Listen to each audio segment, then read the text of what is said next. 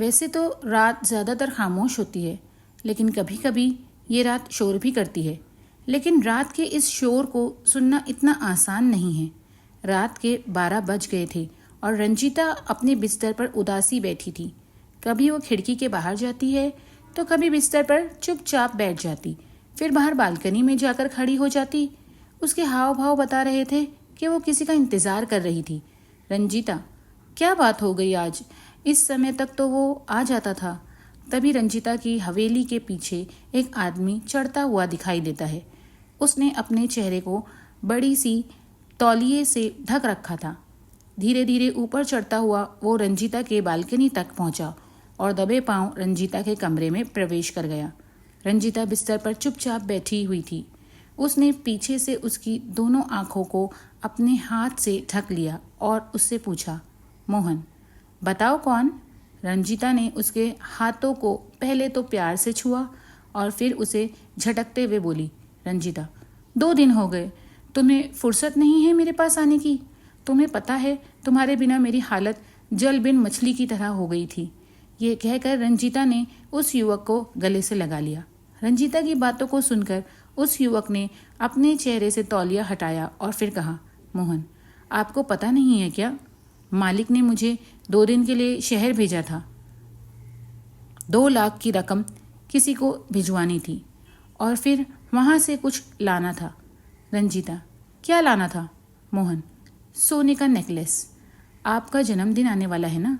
रंजीता ने जब ये सुना तो मुस्कुराते हुए मोहन की ओर देखने लगी और फिर उससे पूछा, रंजीता, तुम क्या गिफ्ट दे रहे हो जन्मदिन पर मेरे? मोहन, मैं क्या दे सकता हूँ, लेकिन मैं तो बचपन से नौकर ही हूँ यहाँ। रंजीता, तुम फिर शुरू हो गए। कोई नौकर और मालिक नहीं होता यहाँ, और जहाँ तक गिफ्ट की बात है, तुमसे महंगा गिफ्ट मुझे कोई नहीं दे सकता। ये कहकर रंजीता ने एक बार फिर मोहन को गले से लगा लिया और फिर वे दोनों डूब गए प्रेम के समंदर में, जहाँ पर डूबने के बाद बड़ा छोटा कोई नहीं होता। बस वहाँ होता है प्यार, प्यार और प्यार, जो दोनों प्रेम में डूबे हुए थे। अब तो सुबह होने वाली थी। तभी रंजीता के पिता ठाकुर वीरभद्र सिंह की जोरदार आवाज दोनों के कानों में पड़ी। वीरभद्र, मोहन, मोहन, अरे कहाँ बढ़ गया रे? ठाकुर साहब की आवाज सुनकर हल्की नींद में चले गए मोहन और रंजीता हड़बड़ा कर उठ बैठे। दोनों ने दिल की धड़कन जोर जोर से धड़कने लगी। मोहन, लगता है मालिक साहब जाग गए हैं। ये तो बहुत बड़ी गड़बड़ हो गई है। हे भगवान, अब क्या करूं मैं? रंजीता, इतना डरोगे तो हो गया। सुनो, मैं नीचे जाती हूँ और बाबूजी को दूसरी बातों में लगाती हूँ। तुम जिस तरह पाइप के रास्ते से आए थे वैसे ही निकल जाओ और थोड़ी देर बाद बाबूजी के पास आ जाना। रंजीता की बात सुनकर मोहन दबे पांव कमरे से निकल गया। उधर रंजीता सीढ़ियों से उतरकर अपने पिता वीरभद्र सिंह के पास गई। रंजीता, क्या हो गया बाबूजी? अभी तो सूरज भी नहीं निकला और आप मोहन मोहन करने लगे। मोहन के बिना तो आपका काम ही नहीं चलता। वीरभद्र, वो तो है, लेकिन तू आज इतनी जल्दी कैसे जाग गई? 9 बजे के पहले तो तेरी आंख नहीं खुलती और आज 4:30 बजे हैं। तभी वहां पर मोहन आ जाता है। उसे देखकर वीरभद्र सिंह उस पर चिल्लाते हुए कहते हैं, वीरभद्र, अरे कहाँ मर गया था तू? तुझे आवाज देकर गला बैठ गया मेरा। मोहन, मालिक, वो भैंसियां चिल्ला रही थी इसलिए उसे चारा देने गया था। वीरभद्र, सुन, तुझे पता है ना आज रंजीता का जन्मदिन है। शाम को बड़ी पार्टी है, कई लोग आएंगे उसमें। और हाँ, पार्टी में वीरपाल जी भी अपने बेटे अंगद के साथ आ रहे हैं। उनका विशेष ध्यान रखना। मैं चाहता हूँ कि रंजीता की शादी अंगद से हो जाए। और हाँ, एक बात और, मालकिन भी राजेश के साथ शहर से आ रही है, तो तू उन्हें लेने दोपहर में स्टेशन चले जाना। मोहन, रंजीता के यहाँ नौकर का काम करता है। हालांकि उसे ग्रेजुएशन में गोल्ड मेडल मिला था। अगर वो शहर चला जाता है तो उसे अच्छी नौकरी मिल जाती, लेकिन ठाकुर साहब का कर्ज उसके परिवार पर होने के कारण वो इनके यहाँ काम करता था और बिना उसे चुकाए वो कहीं नहीं जा सकता था।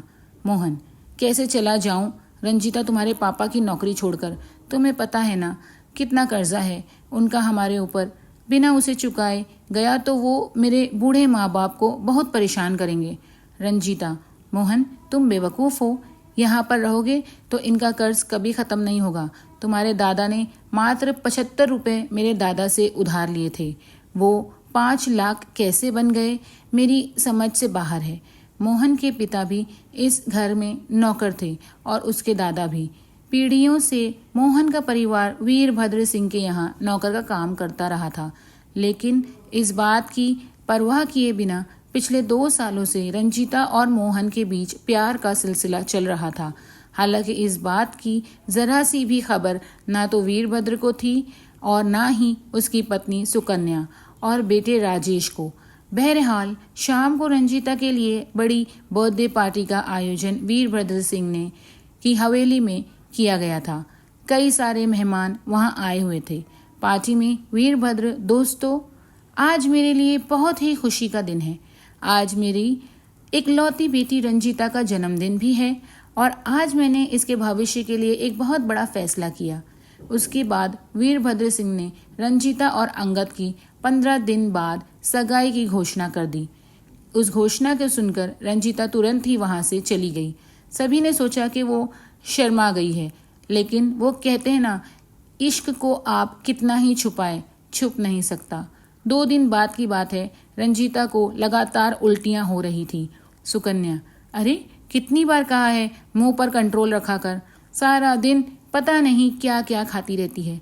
अब हो रही है ना उल्टी। रंजीता की उल्टियां रोकने के लिए घरेलू दवा उसे दी गई, लेकिन कंट्रोल नहीं हुआ। फिर उसकी माँ उसे लेकर अस्पताल गई।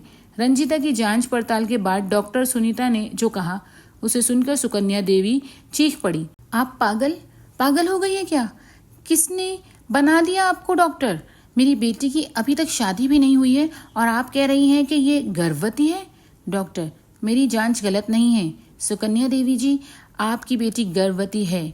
सुकन्या, ए डॉक्टर, तू जानती है ना तू क्या कह रही है, और तेरी बात गलत साबित हो गई तो उसका क्या अंजाम होगा, तू जानती है ना।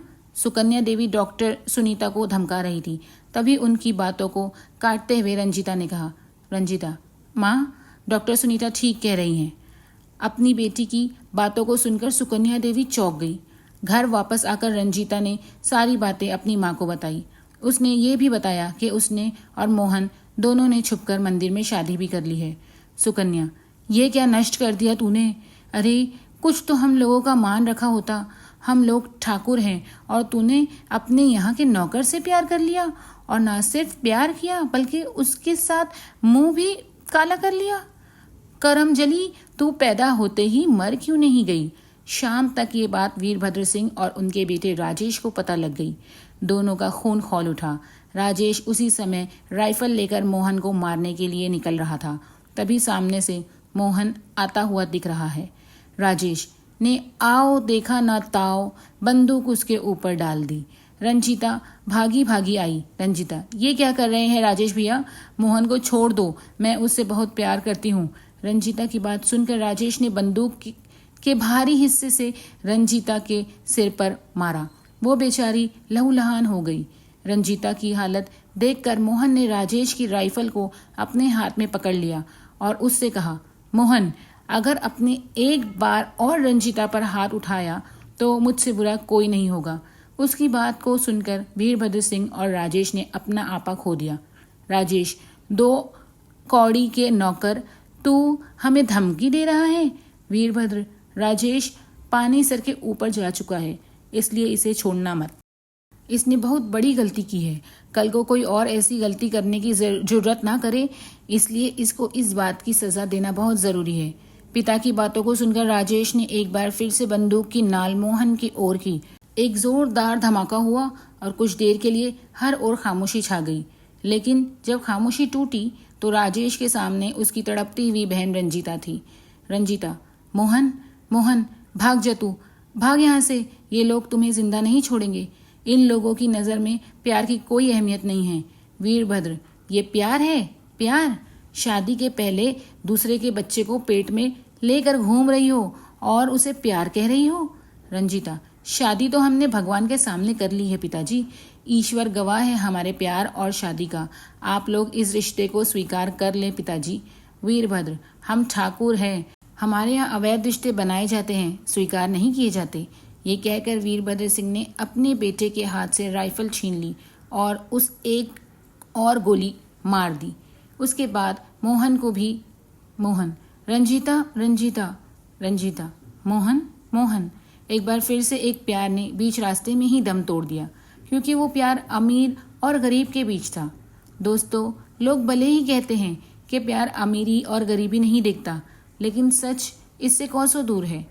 लेकिन वो कहते हैं ना कि प्यार को जितना रखोगे वो उतना ही वेग से बढ़ेगा।